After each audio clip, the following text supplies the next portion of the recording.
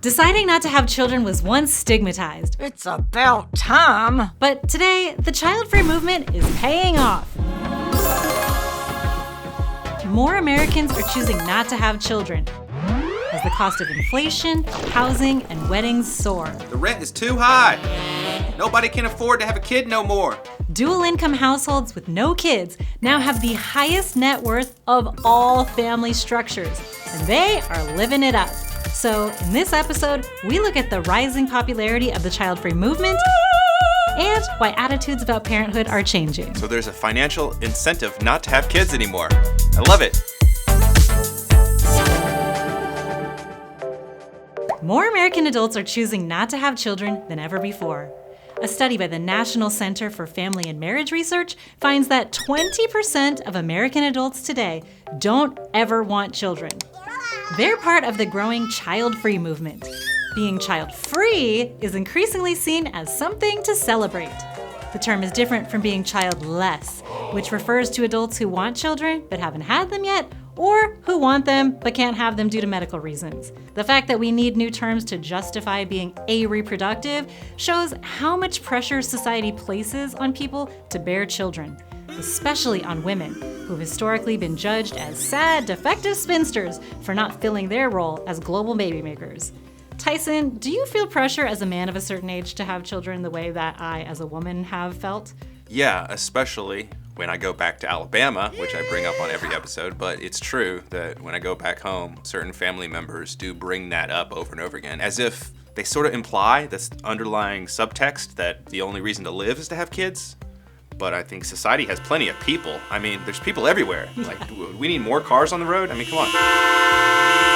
But what about you as a woman? Do you feel the pressure to have kids? Yeah, of course. And I had a daughter 2 years ago, but leading up to that, as a woman in the mid-30s, I definitely felt a lot of pressure, and I still do feel pressure biologically if I want to have a second child. But yes, society places so much pressure on women to have children. I love my daughter, but I can also see a life in which my husband and I carried on, just traveling the world all the time like we used to before having a baby, and enjoying life without a child. So I don't think there's a right or wrong way to have a life. It's just a matter of what you want to do. It's great to see people saying, we're not gonna listen to the stigma anymore. Yeah, I didn't even know about the term child-free movement, so I guess I'm a person joining that movement right now. Birth rates have declined in most parts of the US in recent years for various reasons, including the pandemic, women having children later in life, worries about climate change, inflation, and rising infertility. Yeah, so I don't want to sound like I hate children, they're fine and all, but one of the main reasons I wouldn't want to have children is because of climate change. Like, I read a book in 2015 that really terrified me. What kind of world would I be bringing a kid into with all the coming problems that we're going to have? Like, how are they going to be able to afford to live? As a mother, I totally share those concerns as well. I don't think we should put pressure on everyone in society to have children if they don't need to have a kid. I agree. It's just more mouths to feed. Yeah, and I don't think you should ever be a parent unless you really want to be a parent. It's a big deal.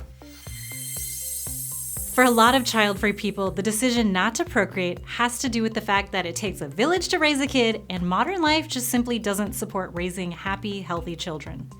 Social programs to help families are minimal, paid maternity leave is not guaranteed, and healthcare and childcare are expensive. The Department of Labor reports that childcare prices are untenable for families, even in lower-priced communities. In 2022, childcare costs ranged from $5,000 to $15,000 per year, depending on the type of facility and the age of the child. And honestly, as someone who lives in Los Angeles, even $15,000 per year sounds pretty low. In nearly every US county, childcare prices were high relative to family income, pricing many families out of paid childcare. This is especially detrimental to maternal employment, which drops in areas with more expensive childcare, even in places where women's wages are higher. I know so many moms who quit working when they had kids because it simply did not make sense for them to fork out half to nearly all of their paycheck just to not spend any time with their children. Even though childcare is expensive for families, the Labor Bureau states that childcare providers are struggling.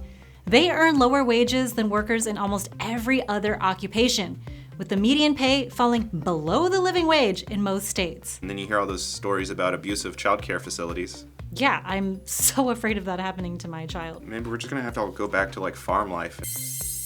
Deciding not to have children was once stigmatized, but today the child-free movement is paying off. Double-income households with no kids now have the highest net worth of all family structures. Data from the Federal Reserve shows that in 2022, the median net worth of DINKs was around $399,000. That's about $150K higher than the net worth of couples with children. Dual-income couples with no kids aren't necessarily earning more money, they just have a lot more to save, invest, and spend than those with kids. And these people are celebrating all over social media with the hashtag DINK. The DINKs are showing off their life of luxury and free time. Meanwhile, the Brookings Institute shows that the average middle-class family with 2 kids will spend over $300,000 raising those children.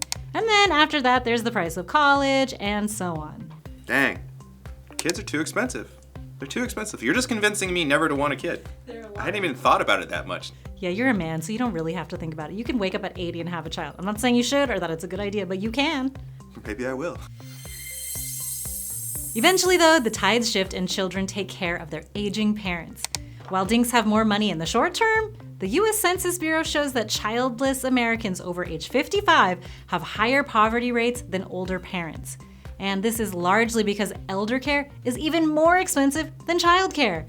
On average, nursing homes cost over $10,000 per month. Whatever, everything's expensive. So everything's expensive, but at least if you don't have kids, you can start saving for retirement. Yes, that's what all the DINKs and sinks should do, the single people without kids. Yeah, but I mean, as expensive as everything is, you don't have any money to save. All right, what do you think about the child-free movement? Do you support it? Are you a DINK? Are you a sink? Let me know in the comments and be sure to subscribe for more independent stories like this. Thanks for watching. I'm Brigida. I'm a sink, apparently.